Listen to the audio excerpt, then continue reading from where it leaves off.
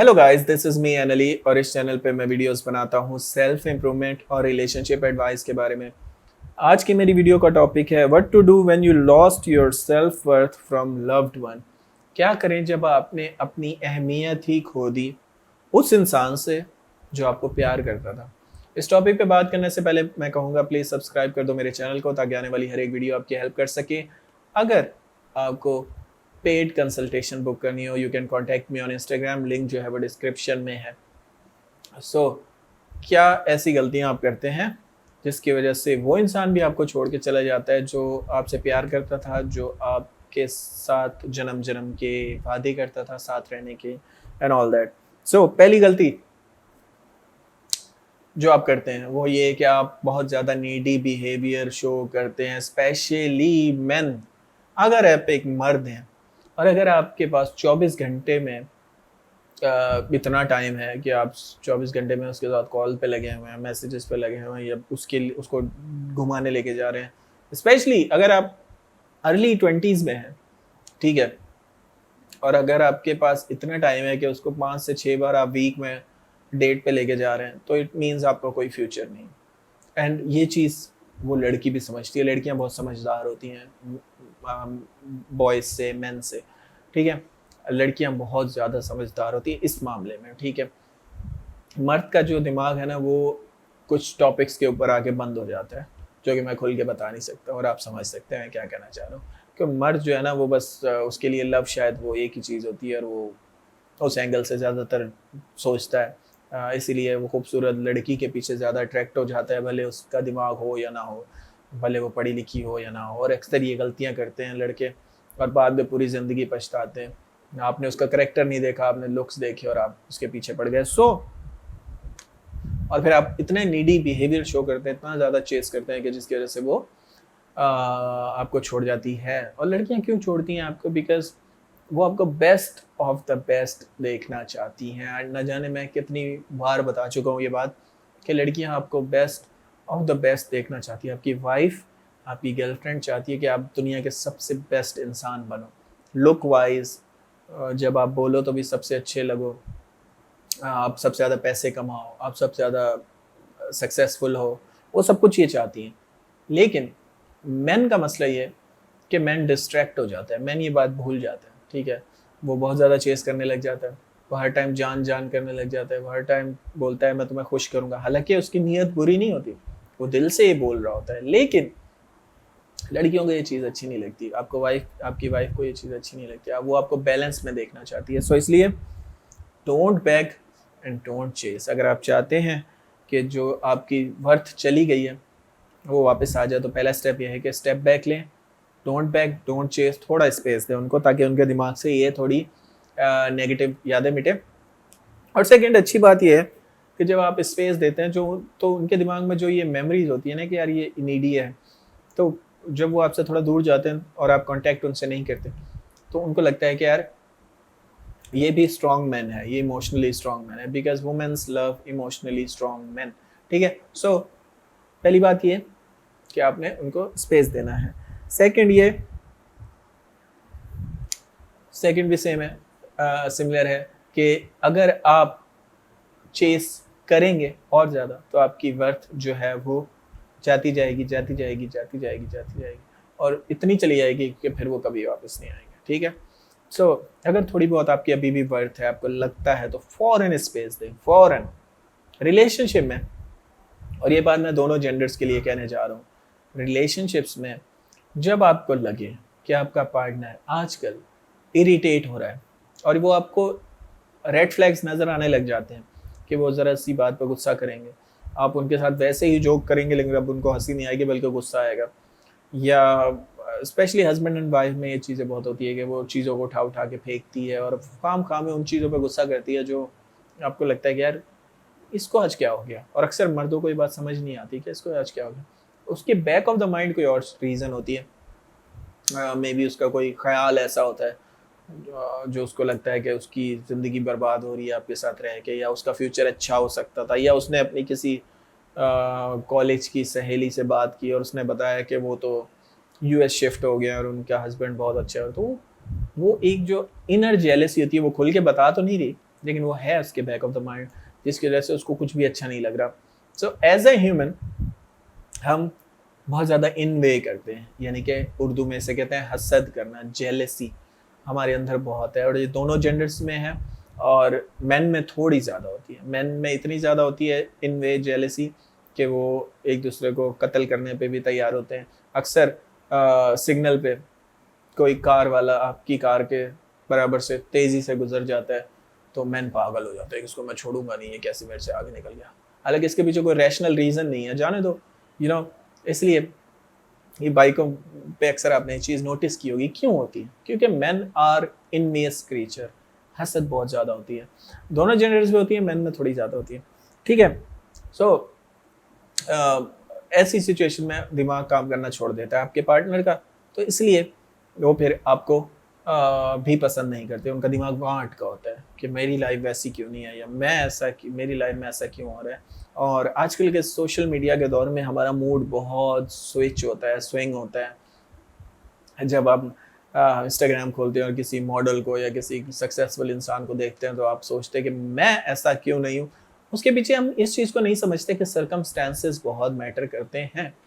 हम कोई घोड़े की रेस में नहीं है जिसमें सारे घोड़े बिल्कुल बराबर होंगे। ठीक है, कोई अमीर के घर पैदा हुआ है, कोई शहर में पैदा हुआ है, कोई गांव में पैदा हुआ है। ठीक है, तो अब गांव वाले बच्चे को ये ब्लेम थोड़ी करेंगे कि तू बिल गेट्स क्यों नहीं बन सकता, बिकॉज उसके सर्कमस्टेंसेस ही नहीं है।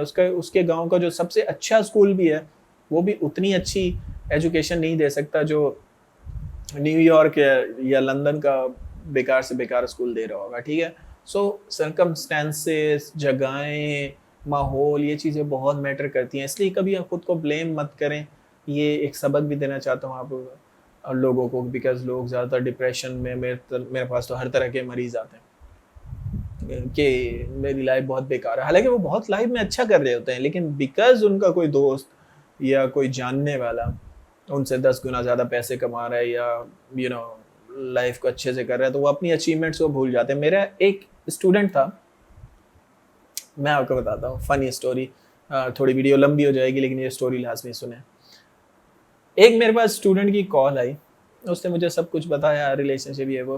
फिर वो कहने लगा कि मेरा बहुत शौक था मैं MBA करूँ। इंडिया का लड़का था, मैंने MBA किया और मैं हैप्पी था। लेकिन एक दिन मुझे पता चला कि जो मेरे स्कूल का दोस्त था वो कुछ भी पढ़ता वढ़ता नहीं है, और वो व्लॉगिंग करता है, और वो फेमस भी अब हो रहा है, वो पैसे भी मुझसे 3 गुना ज़्यादा कमा रहा है यूट्यूब पर व्लॉगिंग करके।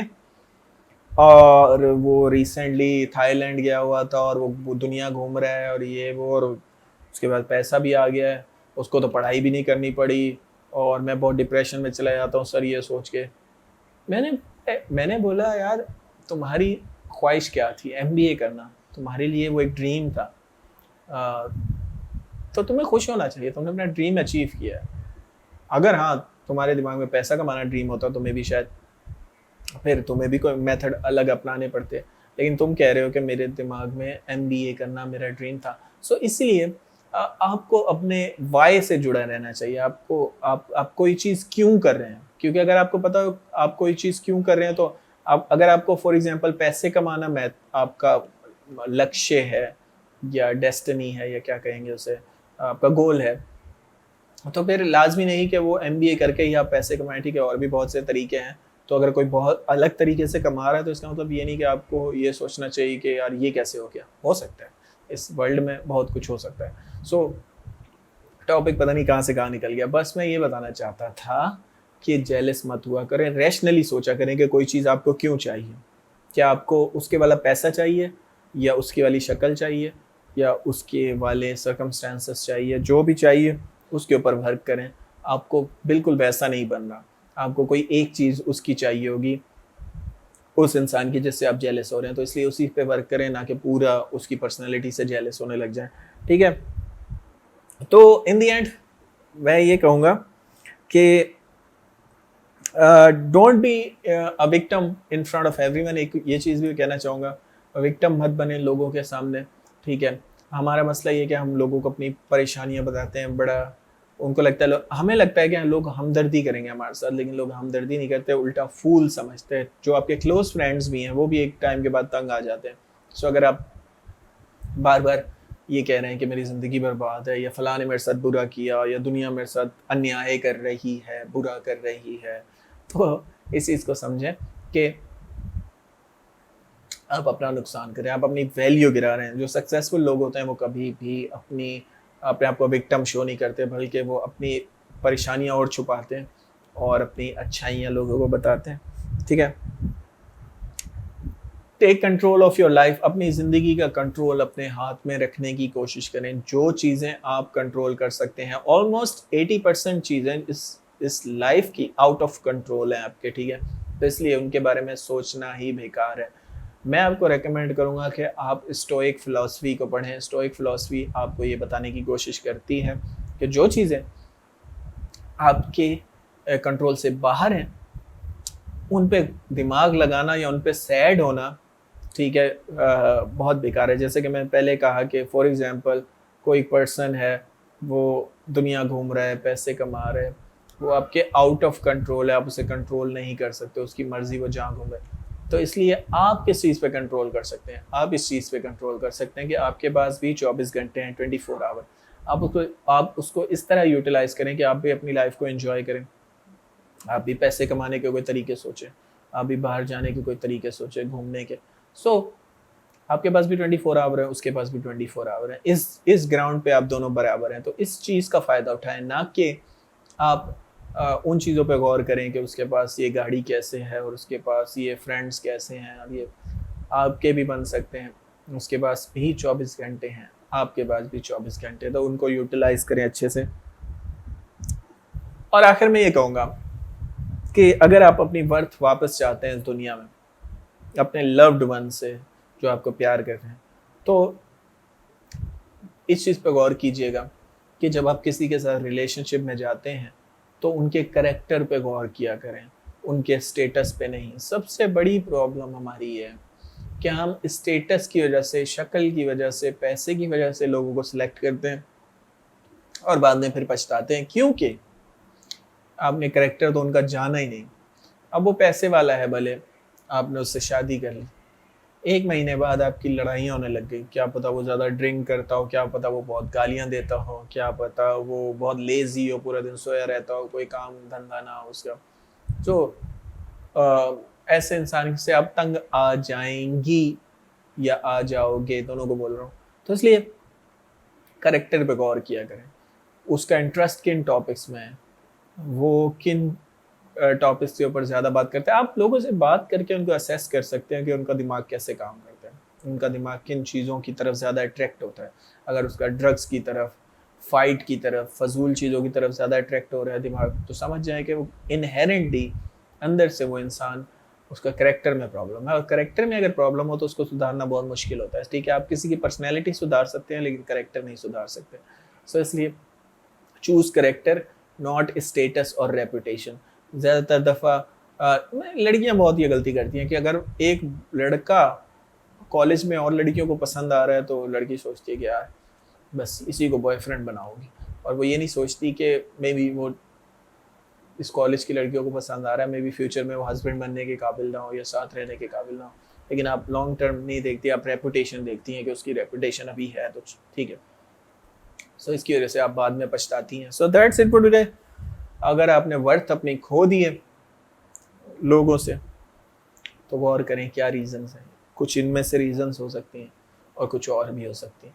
सो खुद को बेटर बनाएं। That's it for today. Thanks for watching guys, have a good day.